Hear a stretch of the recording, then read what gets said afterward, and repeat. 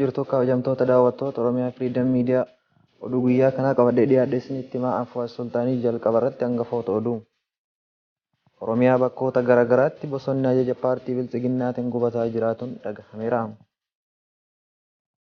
Ilmaan Oromoo lamaan kan dheengadda paarlaamaa irratti akka dubbatan irratti duulamaa jiraatuu fi dursifamni irratti hammaataa jiraatuun beekameera.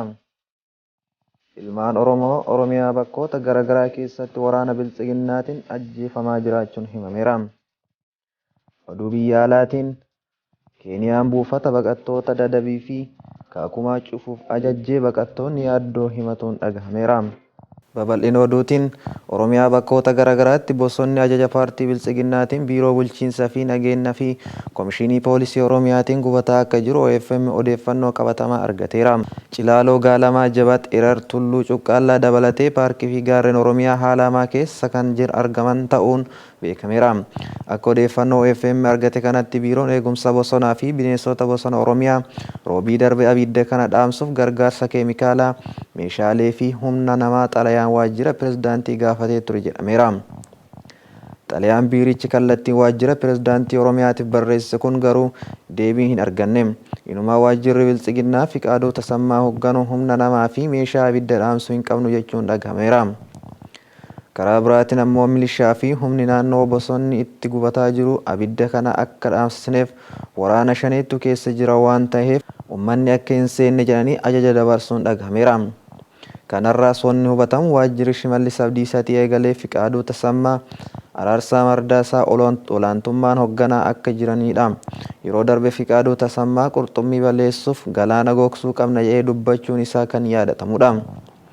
Bosonni beekamaan buufata bineensota qaqqaalii ta'e bosonni Cilaaloo sadarkaa hammaatti gubataa jiraatuun beekameera. Hawaasni naannawa sanaa dhaamsuuf yaalanis haga yeroo ammaatti ibiddichi kan hin dhaamne fi bosonni akkasumas bineensonni hedduun gubataa kan jiran ta'uu maddeen keenya kun nuuf himaniiru. Godina Shawaa Lixaa keessattis aanaalee sadii daangessuun hektaara 44,000 ol irratti kan argamu bosonni Jibaat kallattii sadiin gubataa jiraatuun dhagahameera.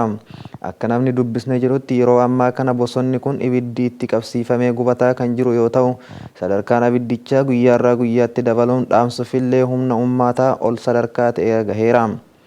Shaneetu bosonicha keessa jira jechuun raayyaan ittisa biyyaa fi humni addaa Oromiyaa bosona guddaa fi buufata bineensotaa ta'e kanatti ibidda qabsiisanii kan jiru maddi keenya kun sababa gubatuu bosona kanaatiin bineensonni hedduun baqatanii gara lafa qullaatti ba'aa jiraachuunis himaniiru. Humni naannoo bosonicha jiran aanaalee sadiirraa ibiddicha dhaamsuuf birmannaa taasisanis waraanni mootummaa uummanni akka ittiin siqnetti halaallatti dhoorgeera. Bosonni kun bareedinaa fi mallattoo magariisummaa Oromiyaati kan jedhamu maddi maqaa shanee balleessuu jedhuun qabeenya guddaa Oromiyaa mancaasuun mataa isaatu yakka jechuun taatee kana balaaleffataniiru. Waraanni naannoo sanaa buufatanii argaman hedduun uffata raayyaa ittisa biyyaa kan uffatan ta'uu afaan Oromoos ta'ee Amaariffaan hin beekan kan jedhu maddi keenya kun waraanota kana keessaa miseensonni waraana Eertiraa jiraachuu akka hin oolle shakkisiisaa himuun mootummaan gama tokkoon duula biqiltuu dhaabuu jedha. Gama biraan ammoo waraana biyya ollaatiin bosona hambaa dhaloota ta'ee gubuun yakka balaaleffatamuu qabudha jechuun komii isaanii himataniiru.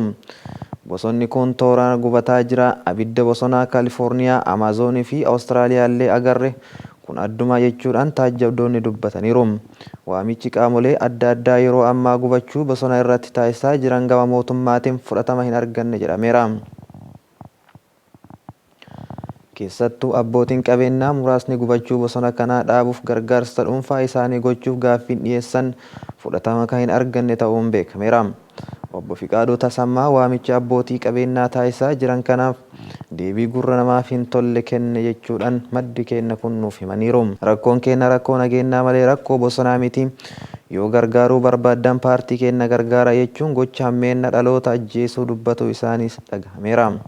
Ilmaan Oromoo lamaan kan dheengadda paarlaamaa irratti haqa dubbatan irratti duulamaa jiraatuu fi doorsifni irratti hammaataa jiraatuun beekameera. Yeroo isaan haqa saba isaanii imimmaan hudhamaa dubbatan muummichi ministeeraa Abiyyi Ahmad kan maqaa Oromootiin daldala afaan keessa isaan dhaheera. Laalaa saba Oromoo isaan dubbatan ganee warra hammeenna isaan irratti dalage faarseera. Kan waraaname abaaree isa waraane dhaadessee duuka dhaabbateera. Kanarraa ka'uun yeroo ammaa abbootiin taayitaa naannoo Amaaraa gurguddaa dabalatee warri Oromoo jibbu hundi jara lamaan sanitti dhaadataru. Komishinarri poolisii naannoo Amaaraa Abarree Addaamuu ibsa miidiyaaf kenne keessatti liyyuu hayiliin Amaaraa jechuun Itoophiyaa akka surree hidhatu kan godheedha. Warri paarlaamaa keessatti humna kana yakkan Itoophiyaawii natti hin fakkaatanu, Itoophiyaawii ta'uu dhiisii dhala namaayyuu natti hin fakkaatan, akka dhala namaatti warra yaadu miti. Ani biltsiginnaa Itoophiyaa qofan beeka, biltsiginnaa Oromiyaa kan jedhamu hin beeku jechuun komishinarichi poolisii naannoo Amaaraa dubbateera.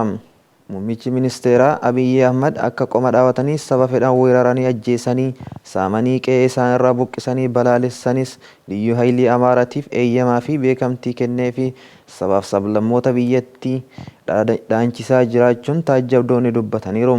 Kanaaf ammoo ragaa guddoo waan inni paarlaamaa biyyattii kan seeraan ala barcumaa qabatee taa'aa jiru irratti dubbateedhas jedhaniiru.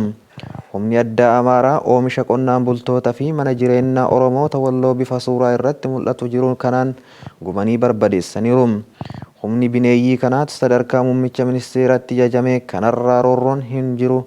Miidhaan Oromoo mana jireenyaa Oromoo Walloo irratti gubee gubsiise diina uummata Oromoo bal'aati jechuun jiraattonni qe'ee fi qabeenya isaanirraa miidhaan ga'e dubbataniiru.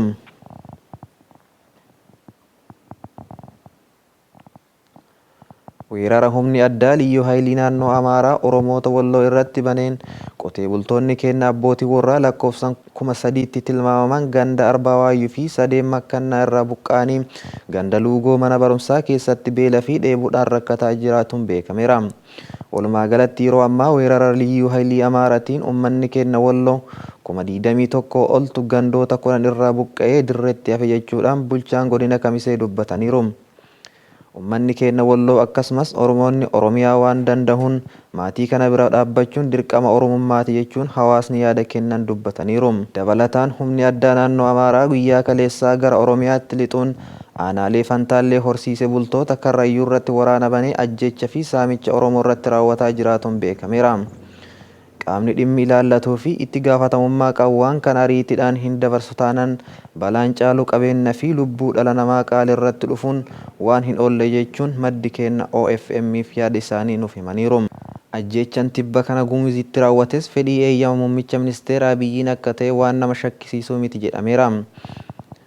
Adada namichi kun waa dubbatuun osoo oolee hin bulle shiftaan inni bobbaasu lubbuu uummata miskiinaa galaafatee ture.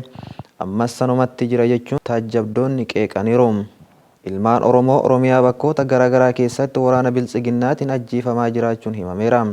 Godina Wallagga Lixaa Araddaa Gullisoo Ona Jaarsoo Baddeessoo keessatti kaleessa bitootessa 24,2021 waraanni qonnaan bultoota Oromoo 3 rasaasaan rukute tokko ajjeefamuu isaa OFM himaniiru.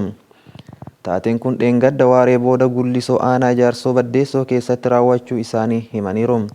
Qonnaan bultoonni rasaasaan rukutaman kunneen tokkoffaan jireenyaa lammeessaa, lammaffaan sanbataa, sadaffaan daggafaa ittaanaa kan jedhaman yoo ta'u daggafaa ittaanaa lubbuu rasaasan itti dhukaafameen ajjeefamuu isaa nuuf himaniiru.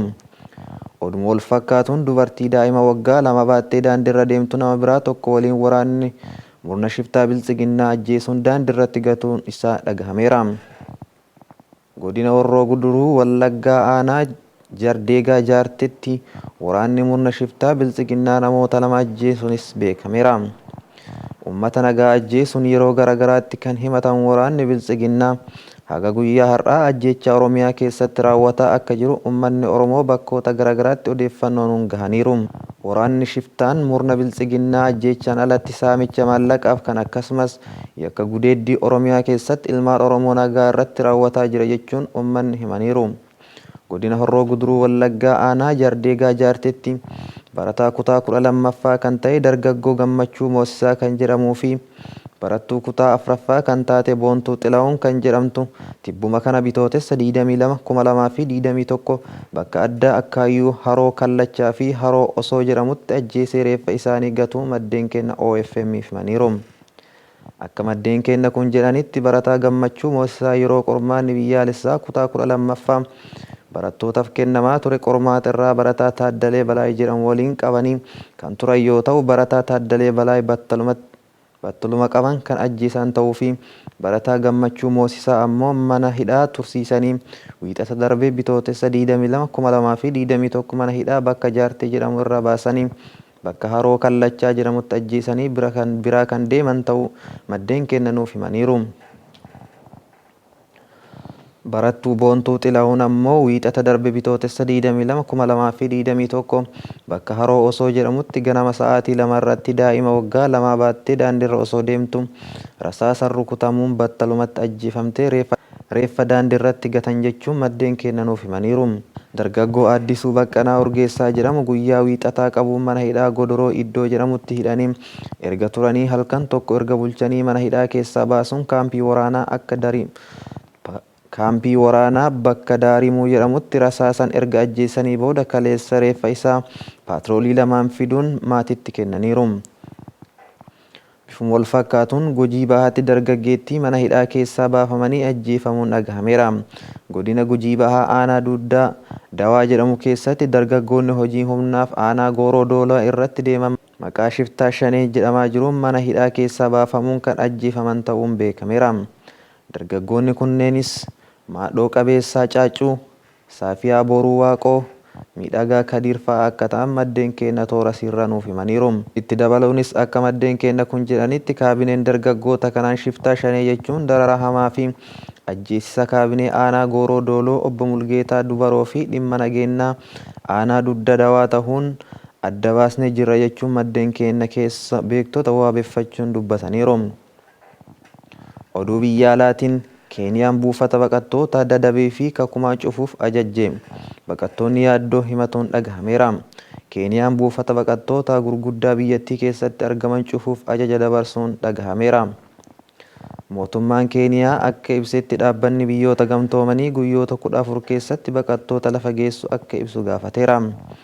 Biyyattiin buufanni baqattoota akka cufamu yoo dubbattu kan duraas miti ta'us baqattoonni yaaddoo isaanii himaniiru.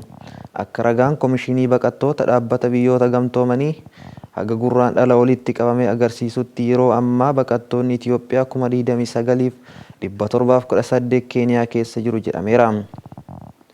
Buufanni baqattoota mootummaan Keeniyaa cufuuf jedhu Dadhabee fi Kakumaa kan jedhaman yoo ta'u kanneen keessatti lammiileen Somaaliyaa fi Suudaan kibbaa bal'inaan keessatti argamu jedhameera.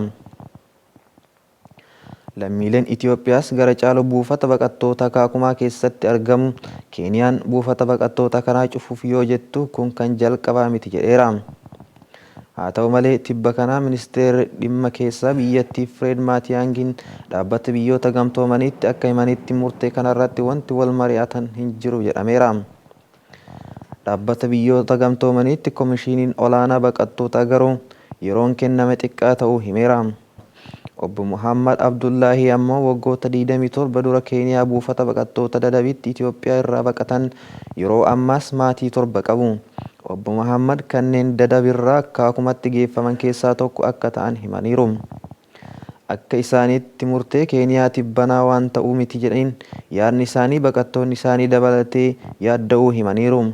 Miirri hamaa maal taana jedhee uummanni maraa dhaabbate jechuun lammiileen Suudaan, Itoophiyaa, Yugaandaa, Burundillee yaadda'uu himeera. Osomallee biyyattii deebi'ee jedhamanii dur bahuu isaanii fi kaaniin akka yaaddoo qaban himaniiru. Buufata baqattoota Dadhabiitti yeroo ammaa baqattoonni 218 argamu. Kanneen keessaa hedduun lammiilee Somaaliyaati jedhameera. Buufata baqattoota Kakumaatti ammoo baqattoonni 200,000 argamu. Asitti immoo hedduminaan kan argaman kan Suudaan kibbaarraa baqatanis jechuudhaan Reuters gabaaseera. Kabajamtoota daawwattoota keenyaa oduu yeroo kanaaf qabannee dhiyaanne isaan kana turanii waan nu daawwattaniif galatooma.